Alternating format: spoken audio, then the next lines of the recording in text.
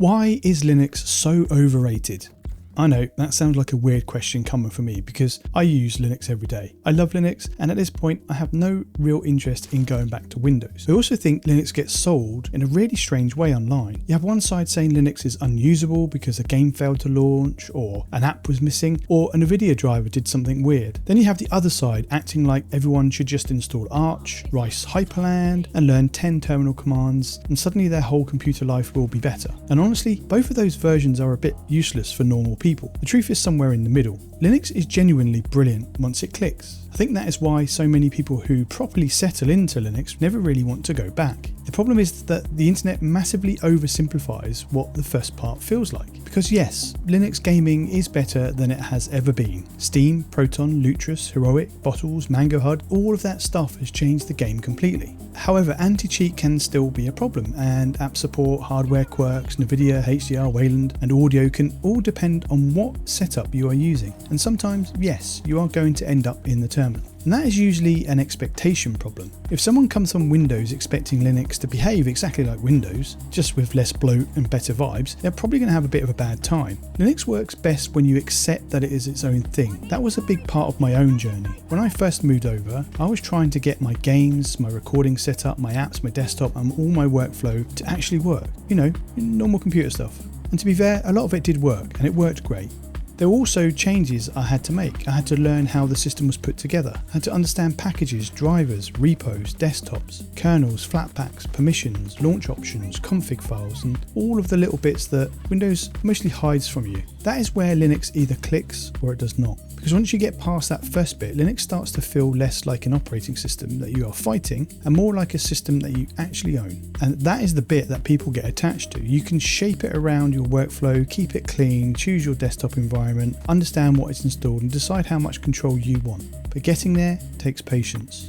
And this is where I think Linux YouTube can be a bit of a problem. There is a lot of content that makes Linux look effortless in a way that is entertaining but not always helpful. Install Arch, use Hyprland, compile this, patch that. Here is my perfect desktop with terminal floating over a transparent wallpaper. This stuff is fun, and I do it and I watch it too, but for someone who just wants to play games after work, that might be the worst possible starting point. If your first Linux experience is Arch because a YouTuber made it look cool, you might blame Linux when the real problem is you started on hard mode. For most people, especially gamers, the first question should be much simpler.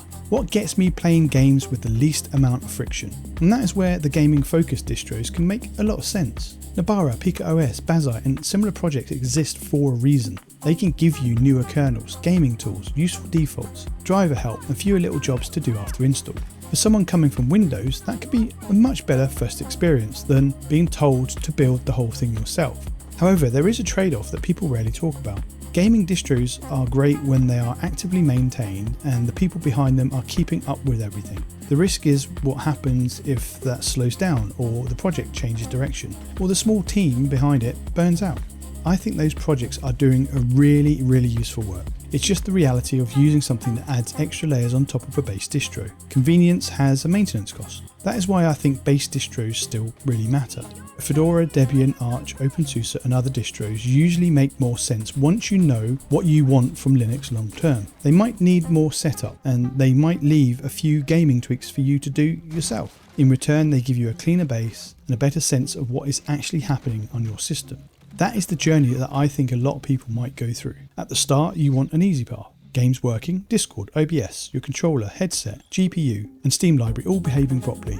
Later on, questions change. Which repos are enabled? Which packages are actually installed? What came from the distro? And what came from COPR? Is this a Flatpak? Where is the system config? What is just leftover clutter from a year ago?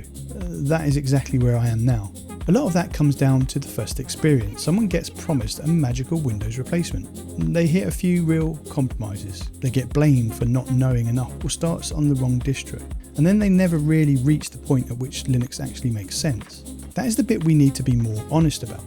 Linux rewards learning, patience, and willingness to understand the system instead of just clicking next through everything. That should not turn into gatekeeping people who are new. There is a big difference between saying Linux requires some learning and making beginners feel stupid because they wanted their game to launch. That attitude pushes people away from something they might have ended up really loving. Because once Linux does click, it really is hard to go back. You start noticing the adverts in Windows, the forced accounts, the background services, and the way the system keeps trying to decide things for you. And suddenly Linux makes sense in a way it probably never did at the start. That is why I think Linux is overrated and underrated at the same time. It's overrated when people sell it as effortless, but it's underrated when people reduce it to a list of things that work differently from Windows. The honest version is this: Linux is amazing if you are willing to meet it halfway. For gaming, start practical. Use something that gets you playing, and do not let fancy desktop rice convince you that your first Linux install needs to be complicated. If a gaming distro gets you started, great.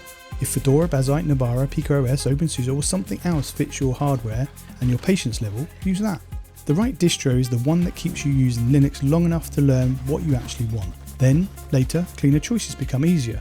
Move to a base distro, rebuild, strip things back and decide what earns its place. That is where Linux becomes really powerful. So yes, Linux can be overrated when people oversell the first 6 months and undersell the part where you actually start understanding your machine. And for me, that second part is why I am still here.